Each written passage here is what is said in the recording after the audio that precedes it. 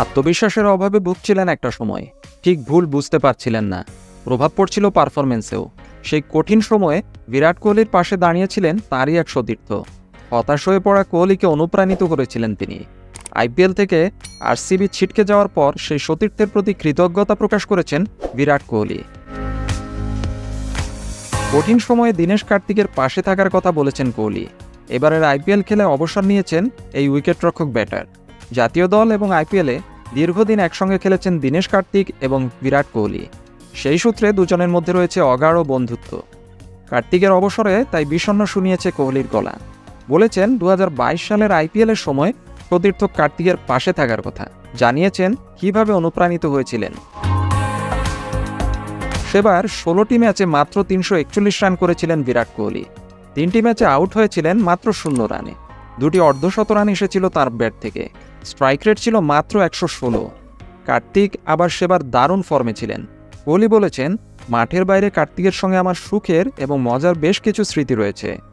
শুধু ক্রিকেট নয়, অনেক ব্যাপারেই ওর প্রচুর জ্ঞান রয়েছে। ওর সঙ্গে আলোচনা সবসময় বেশ উপভোগ্য। 2022 সালের আইপিএলে ভালো খেলতে পারছিলাম না, আত্মবিশ্বাসও তলানিতে ঠেকেছিল। সেবার আমাকে নিয়ে দুদিন আলাদা করে বসেছিল দীনেশ কার্তিক। ঠান্ডা মাথায় ভাবার পরামর্শ দিয়েছিল, সুন্দর করে আমার খামতির জায়গাগুলো ধরিয়ে দিয়েছিল, যেগুলো আমি বুঝতে পারছিলাম না। সেবারের অভিজ্ঞতা নিয়ে কোহলি আরও বলেছেন, কার্তিকের মধ্যে সততা এবং সাহস আছে, যেটা আমার খুব ভালো লাগে। যে বিষয়টা বোঝে শুধু সেটা নিয়েই কথা বলে। এজন্যই ওর সঙ্গ সবসময় দারুণ উপভোগ্য হয়। কখনো সমস্যা তৈরি হয় না, একসঙ্গে চলতে অসুবিধা হয় না। সদ্য অবসর নেওয়া সতীর্থকে নিয়ে কোহলি বলেছেন, খুব ভুল না করলে কার্তিকের সঙ্গে আমার প্রথম দেখা 2009 সালে। দক্ষিণ আফ্রিকার চ্যাম্পিয়ন্স ট্রফি খেলতে গিয়েছিলাম আমরা। সেই সফরে একবার একসঙ্গে জামা কাপড় বদলাতে গিয়েছিলাম।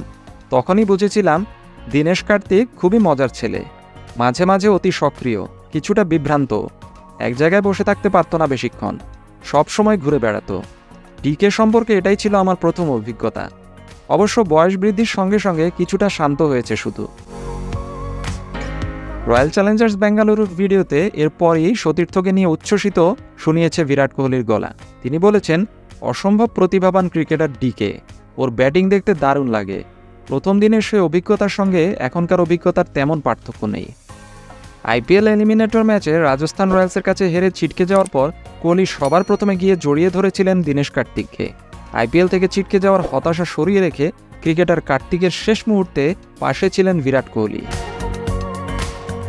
এবছর 15 ম্যাচ খেলে দীনেশ কার্তিকের সংগ্রহ 326 রান, সর্বোচ্চ রান 83।